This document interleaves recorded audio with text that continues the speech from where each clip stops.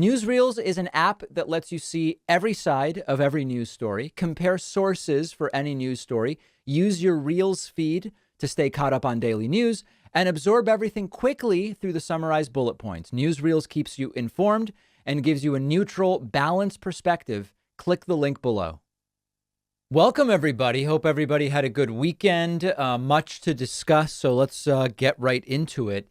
We have now a more public battle, essentially, between the most centrist, or some would call it right-wing, wing of the Democratic Party, meaning Joe Manchin from West Virginia, and Bernie Sanders, more the left wing of the Democratic Party. And Bernie has basically had it up to here with Joe Manchin and wrote an op-ed, not just anywhere mentioning Joe Manchin, but actually wrote it in a local paper to Joe Manchin in West Virginia, which we're going to look at. Written in the Charleston Gazette-Mail, Bernie wrote an op-ed saying, let's stand together to protect working families. We're going to look at the op-ed and we're going to look at Joe Manchin's response. Manchin very, very triggered that Bernie is doing this. So let's get right into it. Bernie writing, in America today, the very rich are becoming richer while millions of working families are struggling to put food on the table or pay their bills.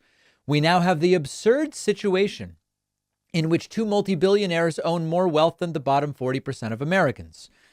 Going on to say, the $3.5 trillion Build Back Better bill, supported by President Biden and almost all Dems in Congress, is an unprecedented effort to finally address the long-neglected crises facing working families and demand that the wealthiest people and largest corporations in the country start paying their fair share of taxes.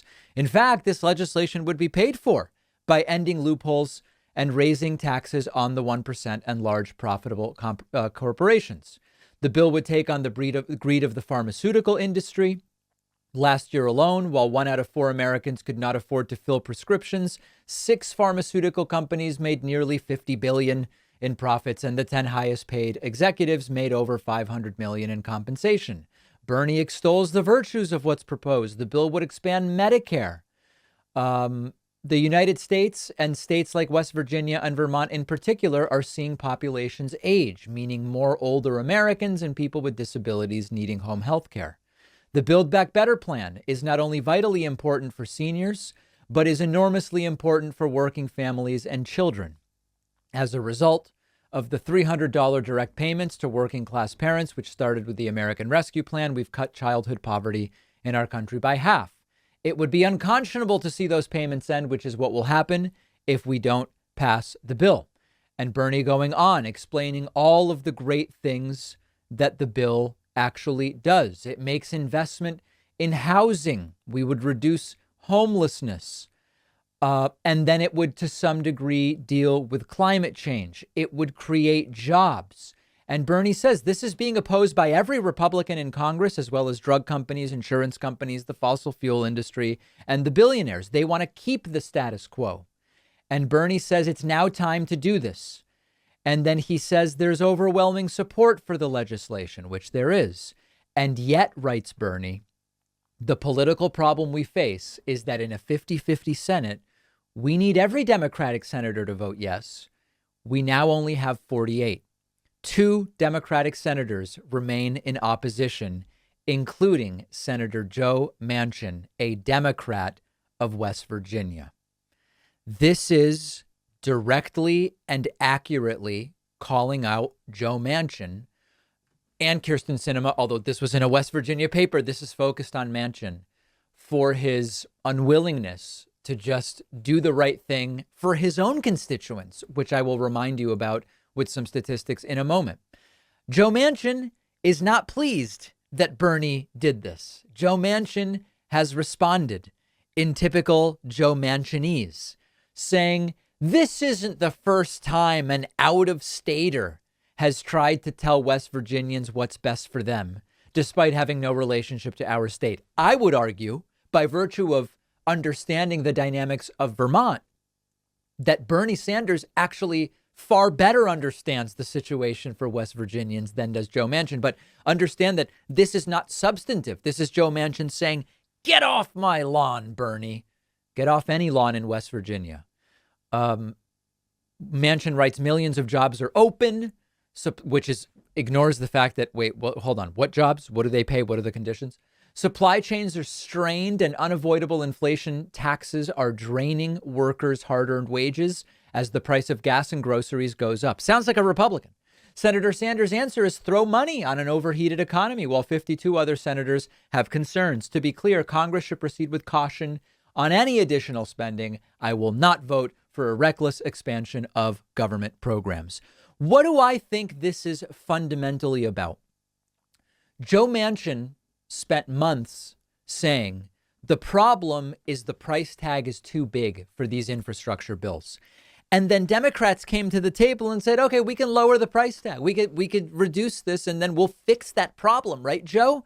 And then Joe says, well, no, because a lot of the stuff that's in here aren't things we should be spending money on. Like, for example, the climate crisis.